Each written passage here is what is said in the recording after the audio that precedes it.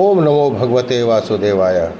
श्रीमद्भागवत महापुराण एकादश स्कंध 10वां अध्याय लौकिक और परलौकिक भोगों की आसारता का निरूपण।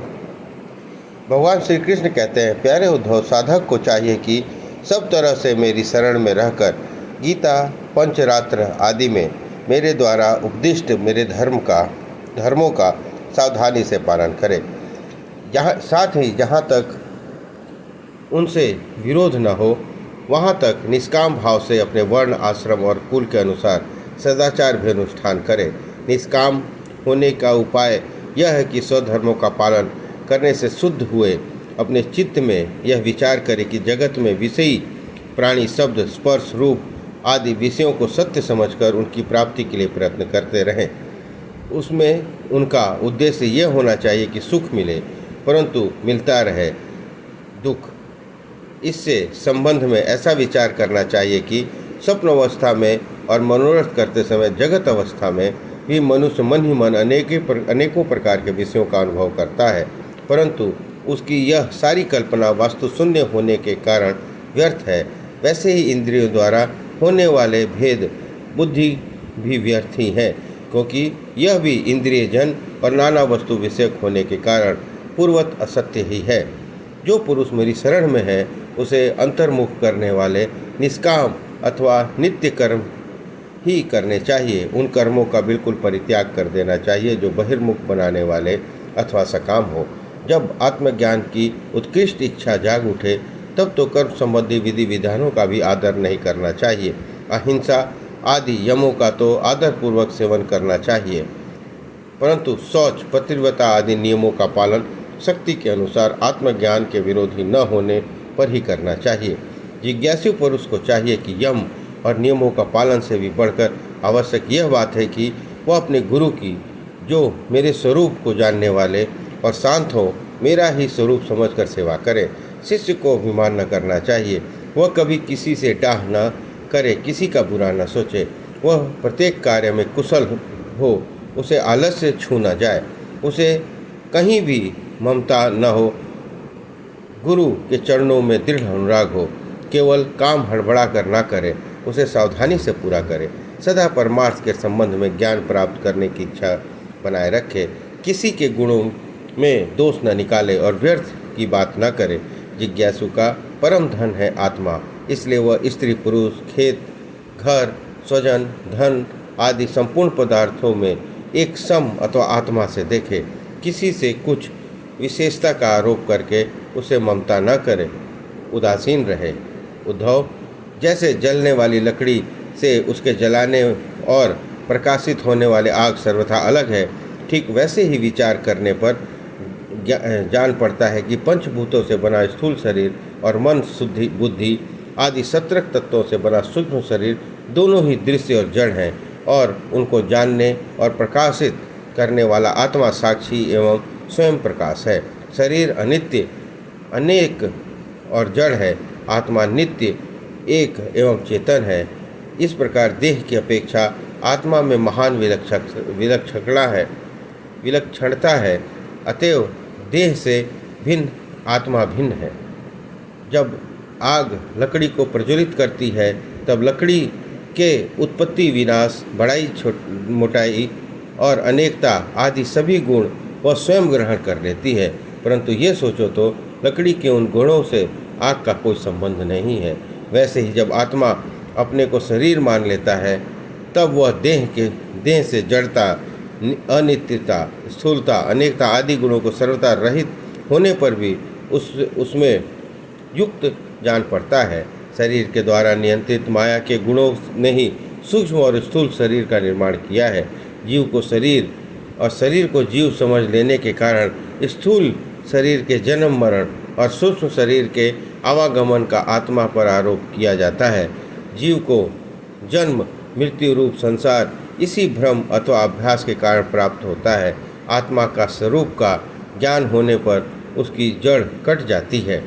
प्यारे उद्धव, इस जन्म मृत्यु रूप संसार का कोई दूसरा कारण नहीं है, केवल अज्ञान ही मूल कारण है। इसलिए अपने वास्तविक रूप को, आत्मा को जानने की इच्छा करनी चाहिए। अपना यह वास्तविक स्वरूप समस्त प्रकृति और प्राकृतिक जगत के अतीत दैत्य की गंध से रहित एवं अपने आप में ही स्थित है। इसका कोई और आधार नहीं है।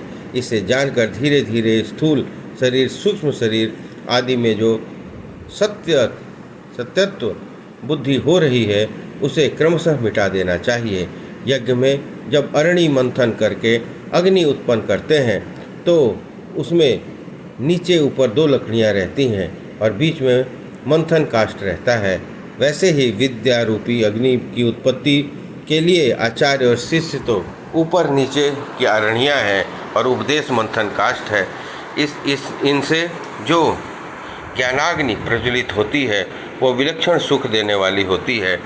इस यज्ञ में बुद्धिमान शिष्य सद्गुरु के द्वारा जो नित्य विशुद्ध ज्ञान प्राप्त करता है वो गुणों से बनी हुई विषयों की माया को भस्म कर देता है।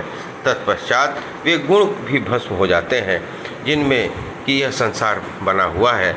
इस प्रकार सब के सब भस्म हो जाने पर भी जब आत्मा का अतिरिक्त और कोई विषय वस्तु नहीं रह जाती तब वह ज्ञानाग्नि भी ठीक वैसे ही अपने वास्तविक स्वरूप में शांत हो जाती है जैसे समिधा न होने पर आग बुझ जाती है। प्यारे उद्धव, यदि तुम कदाचित कर्मों के कर्ता और सुख दुखों के भोक्ता जीवों को अनेक तथा जगत काल वेद और आत्माओं को नित्य मानते हो, साथ ही समस्त पदार्थों की स्थिति प्रवाह से नित्य यथार्थ स्वीकार करते हो, तो यह समझते हो कि घर घट आदि ब्रह्म आकृतियों के भेद से उनके अनुसार ज्ञान ही उत्पन्न होता और बदलता रहता है, तो ऐसे मत जानने का बड़ा अनर्थ हो जाएगा। क्योंकि इस प्रकार जगत के कर्ता आत्मा की नित्य सत्ता जन्म मृत्यु के चक्कर से मुक्ति भी सिद्ध न हो सकेगी। यदि कदाचित ऐसा स्वीकार भी कर लिया जाए तो देह और संवत्सरादि काला वयमों के संबंध से होने वाली जीवों की जन्म मरण आदि अवस्थाएं भी नित्य होने के कारण दूर न हो सकेंगी, क्योंकि तुम देहादि पदार्थ और काल की नित्यता स्वीकार करते हो। इसके सिवा यहाँ भी कर्मों के कर्ता और सुख दुख के भोक्ता जीव परतंत्र दिखाई देता है। यदि ये स्वतंत्र हो तो दुख का फल क्यों भोगना चाहिए? इस प्रकार सुख दुख की समस्या सुलझाने पर भी दुख भोग की समस्या तो उलझी हो रहेगी। अतः इस बात के अनुसार जीव को सभी मुक्ति और स्वतंत्रता प्राप्त न हो सकेगी। अब जीव स्वरूपतः परतंत्र है, विवश है, तब तो स्वार्थ या परमार्थ कोई भी उसका सेवन न कर सकेगा, अर्थात यह स्वार्थ और परमार्थ दोनों से ही वंचित रह जाएगा। यदि वह यह कहा जाए तो भली भांति कर्म करना जानते हैं वे सुखी रहते हैं और जो नहीं जानते हैं उनको दुख भोगना पड़ता है, यह तो कहना भी ठीक नहीं, क्योंकि ऐसा देखा जाता है कि बड़े बड़े कर्म कुशल विद्वानों को भी कुछ सुख नहीं मिलता और मूढ़ों को कभी कभी दुख से पाला नहीं पड़ता। इसलिए जो लोग अपनी बुद्धि और कर्म से सुख पाने का घमंड करते हैं उनका यह अभिमान व्यर्थ है। यदि यह स्वीकार कर लिया जाए तो वे लोग सुख की प्राप्ति और दुख का नाश का ठीक ठाक उपाय जानते हैं, तो भी यह मानना ही पड़ेगा कि उन्हें भी ऐसे उपाय से का पता नहीं है जिससे मृत्यु उनके ऊपर कोई प्रभाव न डाल सके और वे कभी मरे ही नहीं। जब मृत्यु उनके सिर पर नाच रही है तब ऐसी कौन सी भोग सामग्री या भोग कामना है जो उन्हें सुखी कर सके? भला जिस मनुष्य को फांसी पर लटकाने के लिए वध स्थान पर ले जाया जा रहा है उसे क्या फूल, चंदन, स्त्री आदि पदार्थ संतुष्ट कर सकते हैं? कदापि नहीं। अतः पूर्वोक्त मत मानने वालों की दृष्टि से न सुख ही सिद्ध होता है न जीव का कुछ ही पुरुषार्थ ही रहेगा। प्यारे उद्धव, लौकिक सुख के समान परलौकिक सुख भी दोषयुक्त ही है, क्योंकि वहाँ भी बराबरी वालों से होड़ चलती है।